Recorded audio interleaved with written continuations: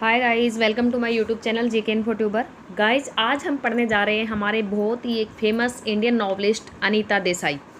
अनीता देसाई के बारे में मैं आपको थोड़ा सा बता देती हूँ, उनका थोड़ा सा बैकग्राउंड बता देती हूँ। बाकी इनके जो वर्क हैं वो बहुत ज़्यादा इंपॉर्टेंट है हमारे सेकंड ग्रेड या फर्स्ट ग्रेड के पॉइंट ऑफ व्यू से अगर हम देखें, या किसी भी आप एग्ज़ाम में, आप लिटरेचर के एग्जाम में देखेंगे तो अनीता देसाई का क्वेश्चन आपको जरूर देखने को मिलेगा, क्योंकि इनको साहित्य अकादमी अवार्ड मिला हुआ है, पद्मश्री मिला हुआ है, पद्म भूषण मिला हुआ है, 3 बार ये बुकर प्राइज़ के लिए शॉर्टलिस्ट की गई है, और भी छोटे छोटे 2-3 प्राइज़ इनको और मिले हुए हैं। और इन्होंने राइटिंग जो की है, इनकी राइटिंग आप कह सकते हैं बिल्कुल एकदम लाजवाब है, बहुत ही अच्छा इन्होंने राइटिंग का काम किया है।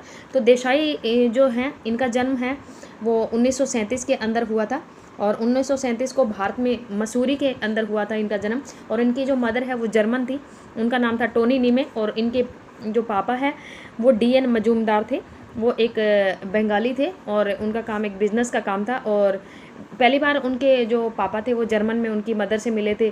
तो उस टाइम उनके पापा है वो इंजीनियरिंग के छात्र थे, मतलब स्टूडेंट थे, और उस टाइम उन्होंने मतलब लव मैरिज की थी, और इतनी ज़्यादा मतलब सामान्य सी चीज़ें नहीं होती थी उस टाइम में, लेकिन फिर भी इसके बावजूद भी उन्होंने शादी कर दी। और शादी के कुछ टाइम बाद वो दिल्ली चले आए, और वहाँ आकर के दिल्ली में ही इनकी एजुकेशन हुई है। देसाई जी की जो एजुकेशन है 2-3 भाई बहनों में से एक थी, और इनकी जो एजुकेशन है वो दिल्ली यूनिवर्सिटी से ग्रेजुएशन इन्होंने किया।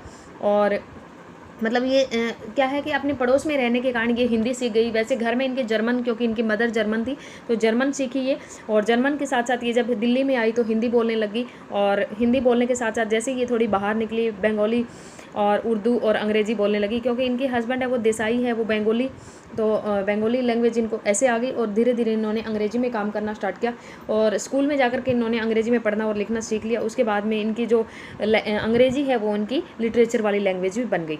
और उन्होंने क्या किया कि 7 साल की एज में ही उन्होंने अंग्रेज़ी में लिखना शुरू कर दिया था, और 9 साल की एज में उन्होंने अपनी पहली स्टोरी है वो लिख डाली थी।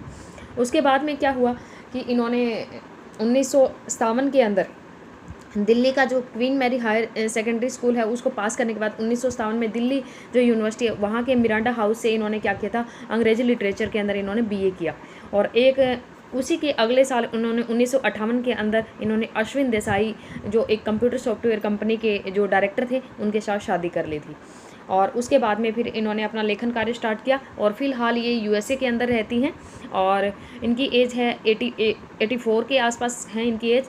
और अनीता मजूमदार इनका ओरिजिनल नाम आप कह सकते हैं, और ये प्रोफेसर है ह्यूमैनिटी की मैसाचुसेट्स इंस्टीट्यूट ऑफ टेक्नोलॉजी के अंदर ये काम कर रही हैं।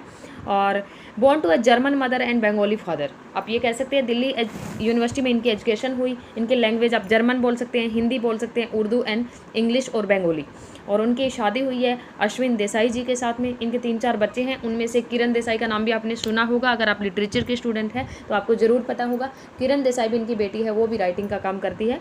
और इनकी मदर का नाम टोनी नीमे, और इनके पापा जो थे वो DN मजूमदार। उसके बाद में इनके इम्पोर्टेंट जो वर्क्स हैं उनकी हम बात कर लेते हैं। सबसे इम्पोर्टेंट वही चीज़ है, क्योंकि जितना भी मैंने आपको इंडियन लिटरेचर में सेकंड ग्रेड के लिए पढ़ा है उसमें मोस्ट ऑफ जितने भी हमने राइटर्स या नॉवलिस्ट पढ़े हैं वो सारे के सारे साहित्य अकादमी अवार्ड विनर ही हैं, और पद्मश्री पद्म भूषण वाले भी हैं। अमिताभ घोष, रस्किन बॉन्ड और अनीता देसाई जी भी आ गई जैसे, तो ऐसे करके शशि देशपांडे जी, उनका भी हमने पढ़ा था। तो आज हम पढ़ने जा रहे हैं अब इम्पोर्टेंट वर्क्स इनके। और एक इनका जो वर्क है, सबसे जो पहला आप नोवेल मान सकते हैं, वो है क्राई द पीकॉक। वो आपके फर्स्ट ग्रेड के अंदर भी लगा हो, उसको मैं डिटेल से बाद में पढ़ाऊंगी जब मैं फर्स्ट ग्रेड के लिए पढ़ाऊंगी। अभी 3-4 हमारे इंडियन राइटर और रहते हैं, ये करवाने के बाद मैं फर्स्ट ग्रेड वाला सिलेबस आपको करवा दूँगी। तो अनीता देसाई जी के बारे में आपने जान लिया, और उसके बाद हम बात करते हैं इनके वर्क्स की। तो इनके इम्पोर्टेंट वर्क्स कौन से हैं, ये सारी डिटेल मैंने आपको बता दी है, इसके बारे में और ज़्यादा आपको आगे जाने की ज़रूरत नहीं है। तो इम्पोर्टेंट वर्क्स इनके हैं, क्राई द पीकॉक 1963 के अंदर लिखा था। वेरी वेरी इंपॉर्टेंट वर्क्स में आप इनको मान सकते हैं, one of the important works. Cry the peacock ये एक माया नाम की लड़की की कहानी है, जो अपने हस्बैंड मतलब किसी ने उनके बचपन में प्रोफेसी कर दी थी कि 4 साल बाद या तो आपका पति या आप मर जाओगे, ऐसे करके वो अपने पति को बालकनी से धक्का देती। ऐसी एक स्टोरी है, मैं इसको डिटेल में करवाऊंगी क्योंकि फर्स्ट ग्रेड में टॉपिक हमारा लगता है स्पेशल। उसके बाद में है clear light of the day, 1980 के अंदर लिखा था इसको, clear light of the day. ये थोड़ा सा यहाँ से दिख नहीं रहा है लास्ट में, ये 1980 है। 1980 के अंदर लिखा था clear light of the day. ये इनका ऑटोबायोग्राफिकल टच आप कह सकते हैं इसके अंदर, क्योंकि ये पास पड़ोस में जब रहने वाले लोग थे उनके बीच में जैसे ही रही तो वो सब चीज़ें इन्होंने इसके अंदर मेंशन की है। उसके बाद में बात आती है इन कस्टडी। मैंने आपको मंजू कपूर वाले में कस्टडी बताया था, जो ये है मोहब्बतें स्टार प्लस पे उनका एक धारावाहिक बना हुआ है एकता कपूर के द्वारा, और इनका है इन कस्टडी। आप कंफ्यूज मत होना, ये दोनों आपको पेपर में दे सकते हैं कंफ्यूज करने के लिए। इन कस्टडी है अनीता देसाई जी का, 1984 के अंदर लिखा था, और कस्टडी है वो मंजू कपूर जी का है। तो इन कस्टडी ये 1984 में। उसके बाद में फास्टिंग एंड फिस्टिंग ये 1999 के अंदर, ये भी इम्पोर्टेंट है। इसको भी उसके लिए मतलब क्या कहते हैं, हमारा बुकर प्राइज़ के लिए इसको चूज़ किया गया था, शॉर्ट लिस्ट किया गया था, लेकिन बाद में इनको मिला नहीं, वो एक अलग बात है। द जिगजैग वे 2004 के अंदर लिखा। फायर ऑन द माउंटेन एक ये इंपॉर्टेंट वर्क है, इसके लिए इनको साहित्य अकादमी अवार्ड मिला था। द विलेज बाय द सी ये भी एक बहुत ही इंपॉर्टेंट वर्क है इनका। और आगे आता है हमारा वॉइस इन द सिटी। आपको इसके सन याद रखने की बिल्कुल भी ज़रूरत नहीं है, क्योंकि सन कोई नहीं पूछेगा, वहाँ पे सिर्फ आपको नाम याद हो जाए, वही बहुत इंपॉर्टेंट बात है। Voices in the city, games at twilight, bye bye blackbird, where shall we go this summer, diamond dust, journey to Ithaca, the artist of disappearance ये 2011 के अंदर लिखा इन्होंने। तो ये आपको नाम याद रखने हैं। सबसे पहला इनका नॉवल है क्राई द पीकॉक 1963। इसका तो आपको ईयर भी ध्यान रखना पड़ेगा, क्योंकि फर्स्ट ग्रेड के लिए इंपॉर्टेंट है ये। Clear light of the day 1980 के अंदर। अगर कोई पूछ ले आपसे कि ऑटोबायोग्राफिकल टच इनके कौन से नॉवल में मिलता है, तो clear light of the day. In custody इसके ऊपर एक मूवी बनी हुई है, बहुत ही इंपॉर्टेंट वर्क है 1984 के अंदर। कस्टडी मंजू कपूर का, इन कस्टडी इनका है। Fasting and fisting 1999, zigzag way 2004, fire on the mountain very very important 1977। इसका ईयर भी आपको याद रखना है। उसी से नेक्स्ट ईयर इनको साहित्य अकादमी अवार्ड मिला था 1978 के अंदर। इसकी मैं थोड़ी सी स्टोरी आपको बता दूंगी। The village by the sea 1982, voice in the city 1965, games at twilight, bye bye blackbird ये भी एक स्टोरी है, कोई एक इंडिया और एक अलग कंट्री की मतलब बच्चों की कहानी है। इस तरीके से है, मतलब एक लड़की है और उसके साथ में उसका हस्बैंड है, और एक उनका जैसे फ्रेंड बनता है, वो दूसरा होता है, फॉरनर होता है। इस तरीके से एक स्टोरी है इनकी।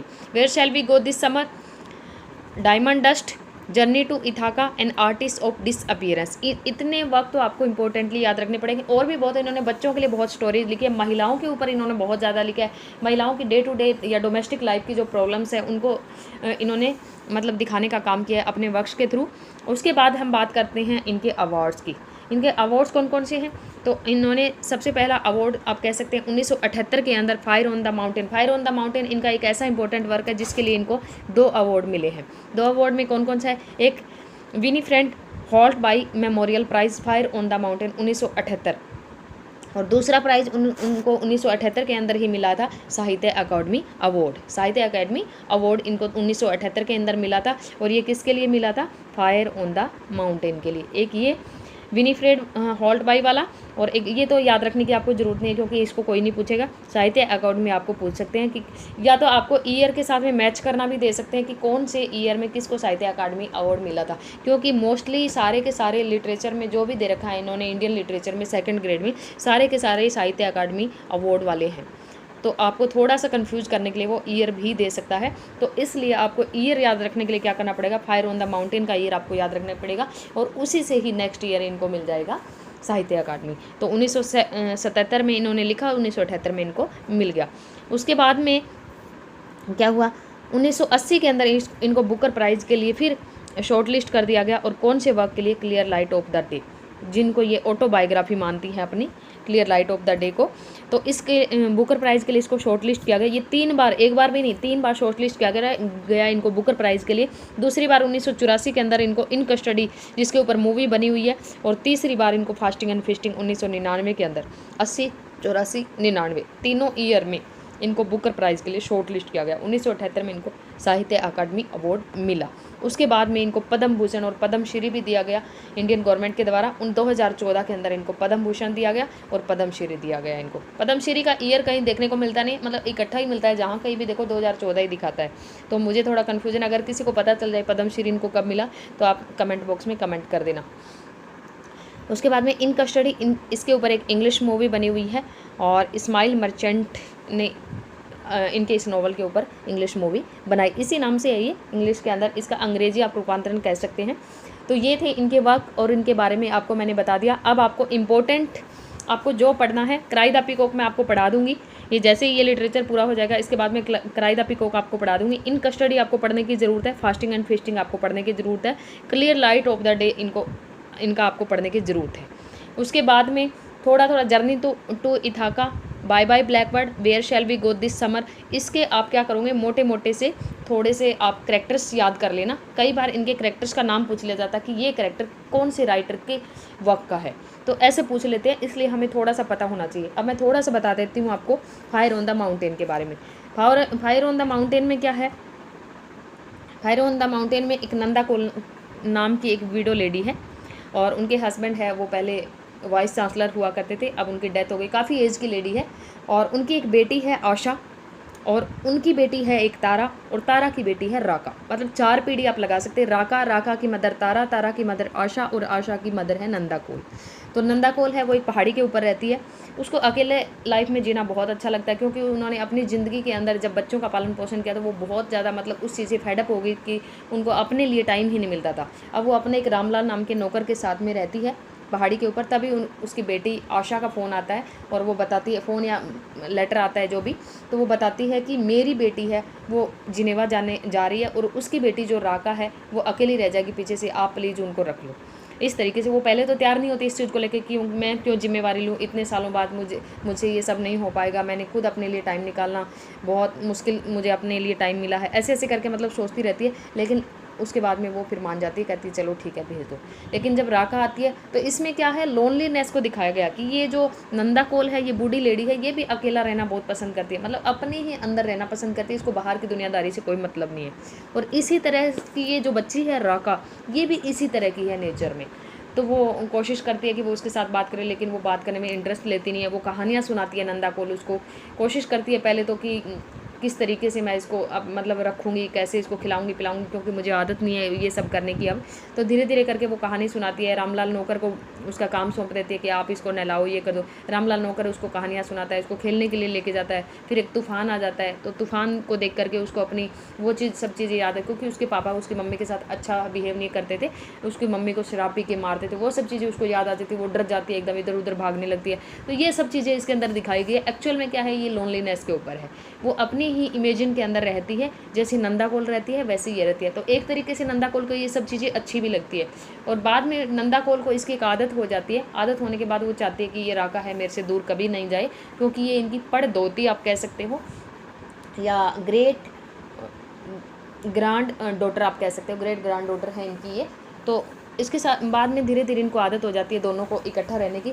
फिर बाद में जब आशा का दोबारा से फ़ोन आता है कि तारा अपनी बेटी को मतलब भेजने के लिए बोल रही है, तो उसका मन नहीं करता है उसके पास भेजने की। ऐसे ऐसे ये स्टोरी चलती है। तो इसमें नंदा कोल, राका, आशा, तारा, रामलाल, ये 4-5 ही कैरेक्टर हैं जो आपको याद रखने हैं। मेन नंदा कोल है, एक बूढ़ी लेडी है, राका उसकी ग्रेट ग्रैंड डॉटर है। बस ये 2 आपको याद रखने हैं। और ये राका किसकी बेटी है, तारा की बेटी है, और तारा किसकी बेटी है, आशा की बेटी है, और आशा किसकी बेटी है, नंदा कोल की बेटी है। रामलाल इनका नौकर है। ये सब चीज़ आपको याद रखनी है। तो आपको Sahitya Akademi award fire on the mountain के लिए इनको मिला 1978 में, और बुकर प्राइज़ के लिए 80, 84 और 99 में इनको शॉर्टलिस्ट किया गया इनका स्टडी के लिए, और clear light of the day के लिए, और उसके बाद में इनको फास्टिंग और फीस्टिंग के लिए। ये सब था। और 2014 में पद्म भूषण और पद्म श्री इनको दिया गया। इनका स्टडी के ऊपर इनकी एक मूवी बनी हुई है। बंगाल से इनके फादर थे, और उत्तराखंड में इनका जन्म हुआ था मसूरी के अंदर 1937 के अंदर। और इनकी मदर हैं वो जर्मन थी, इसलिए इनको जर्मन लैंग्वेज भी आती थी। हिंदी ये दिल्ली आके सीख गई थी, उर्दू भी इनको आती थी, इंग्लिश भी स्कूल से सीख गई थी, और बंगाली है वो इनके हस्बैंड की लैंग्वेज है। बंगाल से वो थे, इसलिए इनको बंगाली भी आती थी। और इनकी बेटी है किरण देसाई, और इनका पहला नोवेल है क्राई द पीकॉक। उसके बाद इनका study clear light of the day, fasting feasting, zigzag way, fire on the mountain, the village by the sea, voice in the city, games at twilight, bye bye blackbird, where shall we go this summer, diamond dust, journey to Ithaca, artist of disappearance. ये सब आपको याद रखना है मोटा मोटा। और ये 3-4 जो इनके हैं साहित्य अकादमी वाले, और 2-3 मैंने बताया, cry the peacock, clear light of the day, in custody, fasting feasting, और फायर ऑन द माउंटेन। ये आपको थोड़ा सा अच्छे से पढ़ना है। फायर ऑन द माउंटेन और क्राई द पीकॉक को बहुत अच्छे से पढ़ना है। Clear light of the day में थोड़ा सा ऑटोबायोग्राफिकल टच है, इसलिए उसको थोड़ा सा देख लेना। क्राई द पीकॉक तो मैं करवा दूँगी आपको, क्योंकि ये मैं इंडियन लिटरेचर का हमारा 4-5 और रह गए हैं, वो करवा के मैं उसके बाद में सबका मैं ये एक वीडियो ऐसा बनाऊँगी जिसके अंदर सबके साहित्य अकादमी हो और पद्म भूषण किसको मिला है, कौन से ईयर में मिला है, वो सब मैचिंग वैचिंग सब करवा दूँगी मैं एक वीडियो के अंदर। तो एक वीडियो वो बनाने के बाद फिर मैं क्राई द पीकॉक और इन सब के ऊपर मैं वीडियो बना दूँगी आपके लिए। तो आज के लिए इतना ही, take care, bye bye. Channel को लाइक, शेयर और सब्सक्राइब कर देना, और कोई भी आपकी क्वेरी हो तो कमेंट बॉक्स में कमेंट कर देना। बाय।